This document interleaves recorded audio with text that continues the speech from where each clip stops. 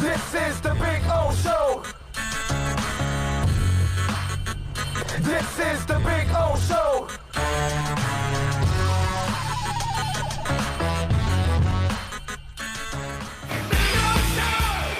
All right, we promised you my buddy Tashan Reed would be kind enough to join us now. We're all jealous because Tashan has just moved to Las Vegas, baby, from Tallahassee. And it's Las open. Vegas. It's open. That's right. Follow him on Twitter at Tashan Reed. Tashan, how you doing, my man? Good, man. It might be open out here, but I'm not open. I'm staying in the house, man.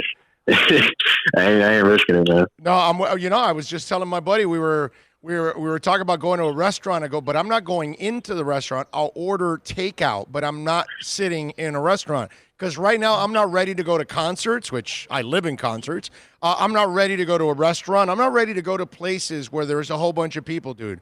Right now, I'm going to still use my social distancing talents to kind of stay alive for the time being, or at least try to stay alive. You know what I'm saying? Yeah, man, I didn't miss people that much. I'm cool sitting in my apartment. When I go out, I'm still wearing a mask, gloves. Like I'm not playing around with it, man. It's just not worth it right now. No, I'm with you there. And Tashan, of course, has been covering the Seminoles for the last couple of years for The Athletic.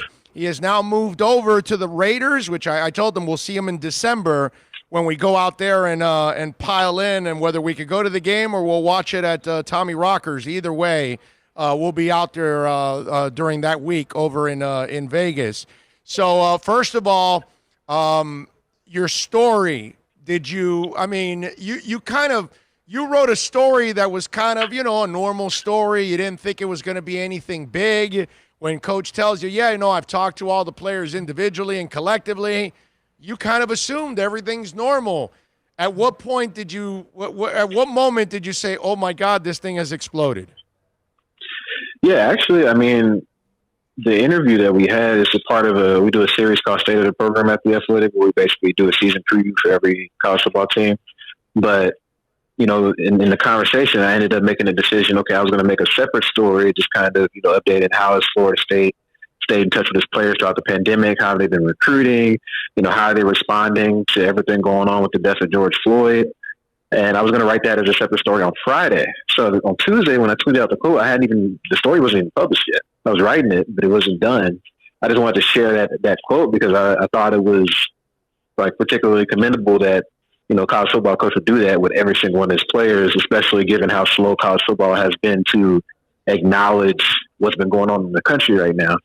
And so I just shared the quote kind of, almost just giving public kudos. And I didn't really think anything of it. I mean, it spread around, but it wasn't going crazy. And then I think it was Wednesday night, I get a text. It was like, you see Marvin Wilson? I'm like, no, what about Marvin Wilson? And I get on Twitter, and then at this point, it already has thousands of retweets and likes. I'm like, what the hell? I was confused. I didn't understand what was going on. And then as I read his message and the follow-up messages, I was like, oh, I didn't know that. I had no idea that there was any sort of inaccuracies with the quote, because I just posted the full quote. It was all Norvell's words. It wasn't like I filled in the blanks or anything like that. And so at first I thought he might have been saying I was lying about having the quote, but then I quickly realized he said, oh no, Norvell didn't actually do this. Right. And so let me ask you, then at that moment, you see this go on, and so now your story's taking a completely different turn at this point, right? Right. Yeah, I pretty much had to scrap the original story I was planning to do, of course, with kind of how it broke out. I hopped on the phone with our national team pretty early that morning, Thursday, and started coordinating how we were going to cover it. In the end, I ended up deciding to basically write a piece last night, just explaining even how the quote came about, where the miscommunication may have come, and just my thoughts and feelings on it, just in kind of a digestible format for anybody who had maybe seen the details piecemeal but didn't really know the full scope of what was happening. And, like I said, I didn't expect it. It wasn't something that I intended to do. I didn't want that to blow up that way. I didn't have any sort of ill intent or reason to doubt the quote. But, once it happened, of course, a lot of people on Twitter, question my integrity as a journalist, whether the quote was accurate. Do you have audio? Why would you twist his words? And that was the funniest part, because it's like, it's a quote. It's not there's no twisting. Like he said it. And finally, once they put out a statement, Norvell, that all kind of died down. But even after that, I just felt the need to sort of explain myself, even though I don't really think I needed to. I just wanted to do it just to kind of clear the air. It was pissing me off, Tashan. I got to say, dude, because I know you, and I know you got integrity. I know you do the job. I know you would never do that. And to me, considering what's going on right now, and since we're trying to bring it all to the forefront, I just felt racist undertones with this. As I hate to say it, but if you were white, I don't think you would have been questioned this harshly at times on social media. And this is kind of part of a little bit of it. It almost reminded me a slice of what we're going through right now. Am I off at all here? Or did you? Yeah, I mean, I don't. Too, as a black man, because I kind of felt it, and I'm a white Cuban dude, so it's yeah. I'm not in your shoes. Never been in your shoes. I don't know what it we think of is. Oh my God, my insurance rate is going to go up. Seriously. Yeah. No, seriously, you know that. And it's like that never happens to a black person. That right. thought, they never even think about their insurance. They're thinking about, what do I have to do to try to make sure I don't instigate anything here and die at this moment? You know what I mean? I never have thought about dying. Every time I've ever gotten pulled over, I'm like, damn it, my insurance rate. And, it's a different world for the white person than the black person. And to me, when I saw you going through this last 24 hours, it was pissing me off. I wanted to go after them for you. You know what I mean? And so I'm wondering what you were thinking. Yeah, I mean, it's something it's kind of always there. I mean, from the entire time that I've been a quote-unquote journalist, I guess I would mark that as when I went, started college at Mizzou in 2014. People that don't know, I was born and raised in Ferguson, Missouri. And about 2 weeks before I started college, that's when Michael Brown got shot. I went to high school with Michael Brown. I lived in that community. And so pretty much from the moment I decided to be a journalist, I've been sort of swept up in this movement and kind of conflicted in how do I balance being a black man and being a quote unquote objective journalist, And so this movement and everything that you're seeing now has always kind of been weaved into my work in a sense. And then even my sophomore year at Mizzou, there was protests. And then later on in my career, and then early on at Florida State, when I started professionally, I know some people didn't always agree. Some of my takes on Willie Taggart and some of the suggestions I made that race may be a factor with that situation. It's just always been a thing throughout my career, and it's not any different now. And there's always going to be that group of people that try to discredit you as a result of that, or say, "Hey, keep this out. Just talk about sports. Don't talk about life." And it's like, no. Like my stance has always been just no. Like I'm not going to do, for one, what you tell me to do, and I'm not going to just ignore what's going on in the world, especially for people that look like me. Right. And so I do think that it was a little bit of that. I mean, I can't really tell if somebody's a racist through Twitter unless they're just like outwardly, shouting racial slurs and whatnot. Right. But I do think I get treated differently as a result, but I think it's something that kind of speaking for black journalists in general is something that we kind of accept. Like we know it's going to happen. And so when it does happen, we're not shocked by it.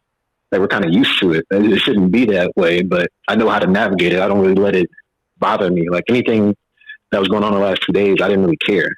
Like even though I replied to some of it, it was just to sort of set people straight. It wasn't because I was angry. Like honestly, my coworkers and my friends and people like yourself, y'all, I think were more angry than I was. Yeah. I don't really take it personally at this level. I just kind of let it roll off. Yeah, listen, I've been at this for 30 years, Tashan, so I know how some fans are. Like one guy wrote, well, Tashan doesn't like the program, so I could see him writing the wrong quote and all that. And it's like, I retweeted back to him. I said, you're just a butthurt fan that can't handle the truth about the program.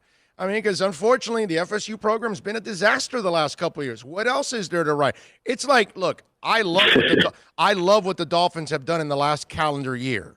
I wanted the hiring of Chris Greer. I wrote on The Athletic 2 years ago, fire Tannenbaum and Gase and put Chris Greer in place. And that's exactly what they did. So I like but for 20 years, Tashan, I've been ripping the Dolphins because all they do is stupid ass things. And so I would get some Dolphins that were just butthurt about it. And it's like, oh, you hate the team. No, moron. I don't hate the team. I'm born and raised here. I love the team, but I have to call it like I see it. If they're not good, they're not good. And if they're doing stupid things, look at the results. You know what I mean? And look at the results of FSU over the last couple of years. There's nothing else to write about except what they are, unfortunately. So the question I have for you now is, where does Mike Norvell go from here? Because all the right things were said publicly, but behind the scenes, I don't know how a black athlete can trust the guy now because of kind of the phony statements. Yeah, and he already it was already going to be difficult to build trust because it wasn't his fault necessarily, but just everything that's going on with the program in the last 3 years. I mean, you have 3 different head coaches, all this turmoil, all this change. Some players on their 3rd head coach, they're not wanting to trust you anyway, even if you're great. Like, you never make a mistake, they're already probably going to be hesitant to trust you. And so when you have something like this happen before you even play a game, it's difficult. But I will say that I believe he handled it the right way. I mean, he owned it. Right. That statement, he didn't try to make excuses or put it on the players or anything of that nature. And that's, really the only option. But a lot of people don't take it. It's the right thing to do, but a lot of people still wouldn't do it. And so I think the players respected that. I do think they legitimately reconciled. I mean, they worked out yesterday, so obviously that boycott didn't happen. I do think it's going to be harder. I mean, any trust that was built, for the guys that felt a certain way about it, it's going to be gone for them. But it doesn't mean it can't be rebuilt. It's going to be much more difficult to do so. So I don't think it's over with for Norvell at Florida State by any means, especially for players who, are just getting there, maybe the freshmen who were recruited by him and, the future players to come eventually, this will phase out of the program. But I think with this first year, he was already going to have some issues with that just because of all the turnover within the program. But this will, if something else comes up, something unrelated to this, then guys can be like, well, that happened, so I don't know. And so that's something that he's going to have to be mindful of. But given how he handled it, I think he understands that. And I don't really expect a repeat of this. Athletic writer Tashan Reed joining us. He's been covering the Seminoles for the last couple of years, and he just left the beat, and he is now in Las Vegas to cover the Raiders. Marvin Wilson, what do you know about the meeting with Norvell and Marvin Wilson? How did that go? Because, Tashan, this has got to be the guy that he needs to connect and fix everything. If I'm correct, I mean, you know it better than I do. Marvin's probably the best player on that team, right? The leader. So that's the guy. You need to make sure that relationship is impeccable because you need him going back into that locker room telling him, hey guys, we can follow the coach. He's fine. So how is that relationship between those two? Well, the meeting yesterday morning was a team-wide meeting, so it wasn't just Norvell and Marvin. Obviously, Marvin was included. He did directly address Marvin, and it was discussing the situation, and he was very transparent about everything and owned up to it and apologized to the team, before he ever made that public statement. And I think that's why you saw, that video from Marvin come out before Norvell had even, publicly apologized, sort of letting everybody know that everything was good. And you've seen players come out. I think Cam McDonald, he's a junior tight end. He put out a lengthy statement that was very well written about, everything that they were feeling as a group of players. And he's somebody that's been there for a while. And so I think it's something that I think they'll be fine, as long as it's not the thing that happens again. I think that's like the one, I guess, get out of jail free card has been used. Like you can't have this happen again. And so I think as long as that's the case and, everything that he said is actually backed up by action, I don't think that they'll have any kind of issue with players or anything else going on in the locker room. Yeah, one more thing before we wrap it up here talking about FSU. When he's going to have to win too, right? Because that's kind of half the thing. Like, they can forgive you, and I know how players are. They can be forgiving to a certain extent, and it'll help you if you're teaching them and if the results are wins. But if they struggle and there's a lot of losing, this kind of stuff will fester. This kind of stuff will linger. If he's teaching them how to get better and how to win, and they're all improving their draft stock and all that other stuff that's important to them, then this kind of stuff can be put away and done with. But I think he's going to have to also show he can coach. That's going to be the other half, correct? Oh, for sure. I mean, you're already asking a lot of the players, like I said earlier, trusting yet another head coach and an entire coaching staff and a position coach. Some of these guys, it's their fourth position coach or fourth coordinator that they've had. And I mean, you can't, the only way to justify having a player go through that with all, how all these promises go through in recruiting. I'm always going to be here. Everything's going to be, it's going to be stable, yada, yada. And for very few of these guys, that hasn't been the case, I mean, that hasn't been stuck to. And so if you have to go through all that and you still don't win, it's like, well, what was the point of this? Why do we have to go through this? And so you're absolutely right. I mean, what level of winning that is, I can't say. I guess it's kind of up to the player and what they envisioned when they decided to come to Florida State.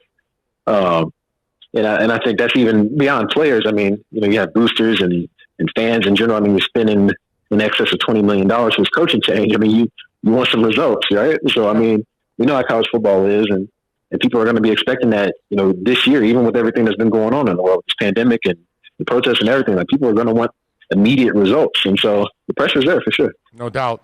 Of course, Tashan Reed joining us. Tashan, I appreciate you taking some time, my man. I know it's been a hell of a situation for you the last 48 hours going through all of this. And you're moving and going to Vegas. So all you got to do now is chase down Henry Ruggs and find out how serious that thigh injury is, okay? Man, that news hit when I was driving through the mountains in the rain. I'm glad I have a beat partner, Vic Tafer. I'm so glad. Yeah, Vic's a good dude, bro. Vic's a really good dude. I've had him on my show many, many times. He's a really good dude. So you guys are gonna be all over it, man. Tashan, enjoy yourself, my man. I'll see you in December. We'll be out there to catch the Dolphins and the Raiders, my friend. We'll go out for a drink. All right? Thanks, man. I'll see you then. You got it, baby. Be good. There you go. Tashan Reed, baby, from The Athletic. Love it. And he is now covering the Raiders. The Raiders.